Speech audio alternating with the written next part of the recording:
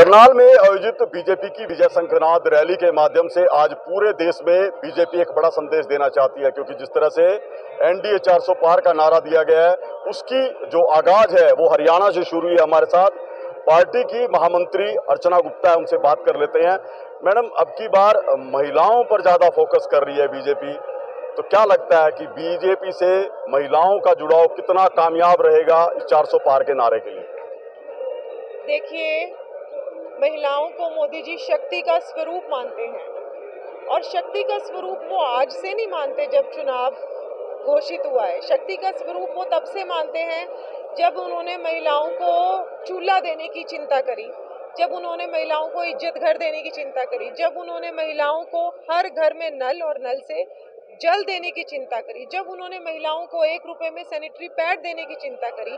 जब उन्होंने महिलाओं का सुरक्षित मातृत्व 12 हफ्ते की छुट्टियों से उनको 26 हफ्ते की छुट्टियां देने की चिंता करी विद सैलरी, जब उन्होंने बेटियों के पोषण की चिंता करी, जब उन्होंने हर महीने की 9 तारीख को गर्भवती महिलाओं की चेकअप हो उसकी चिंता करी, और अब नया जो हमारा अंतरिम बजट आया था उसमें बेटियों को सर्वाइकल कैंसर ना हो, उस कैंसर के लिए भी वैक्सीन देने की चिंता करी। तो मैं खुद एक डॉक्टर हूँ, एक महिला हूँ, और मैं खुद आश्चर्यचकित हूँ कि एक प्रधानमंत्री महिलाओं की एक एक समस्या के लिए इतना संवेदनशील कैसे हो सकता है, ये आज भी मेरे लिए आश्चर्य है। लेकिन उन्होंने महिलाओं की हर एक उस स्टेप की चिंता करी, और जिस तरीके से उन्होंने महिलाओं का सम्मान बढ़ाया कि दीनदयाल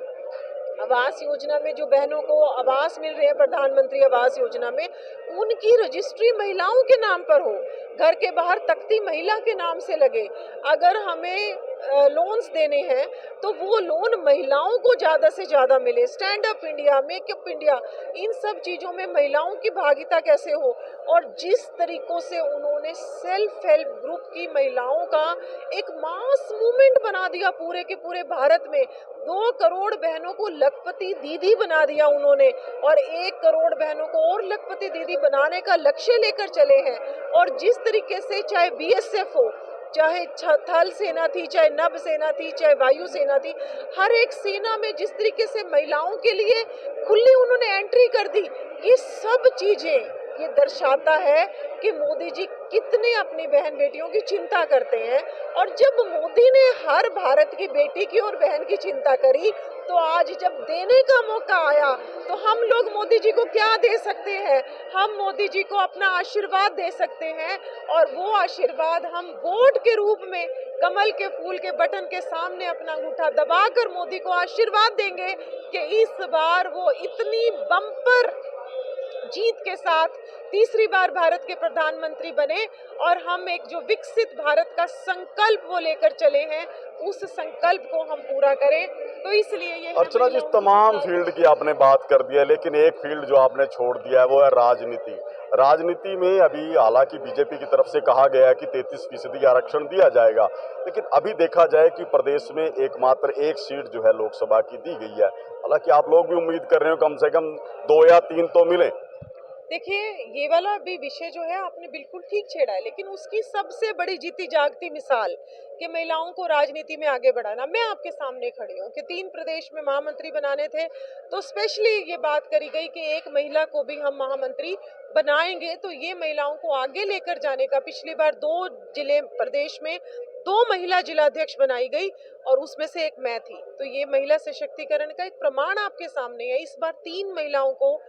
प्रदेश में जिलाध्यक्ष बनाया गया, हर स्तर पर महिलाओं को उम्मीद लग रही है कुरुक्षेत्र से बीजेपी एक और महिला को उम्मीदवार बना सकती है। मैं आपको पहले ही बता रही हूँ कि हर स्तर पर भारतीय जनता पार्टी का संगठन जो है, केंद्रीय नेतृत्व है, शीर्ष संगठन चिंता कर रहा है कि हम महिलाओं को कैसे आगे लेकर जाएं, और उसी कड़ी में हमने 33% लोकसभा में और 33% विधानसभाओं में नारी शक्ति वंदन जो बिल है उसको पास करा है। और 2029 में तो आपको ये पूरा का पूरा जो आज हमने चिंता करी है, जो आज हमने सोचा है, वो आपको दिखेगा। और ऐसी बात नहीं है कि इस बार लोकसभा के चुनाव में हमारी पार्टी महिलाओं को आगे लेकर जाने की चिंता नहीं कर रही, महिलाओं को आगे लेकर जाने की पूरी चिंता कर रही है, लेकिन ये भी देखना पड़ता है कि कहां से किस कैंडिडेट को हम फील्ड में उतार उतार सकते हैं। और ये जो है सारी की सारी महिलाएं तैयार होकर 2029 के रण में उतरे, उसकी चिंता, उसकी जो भूमिका है वो भारतीय जनता पार्टी ने अभी संगठन में आगे ले जाकर महिलाओं को,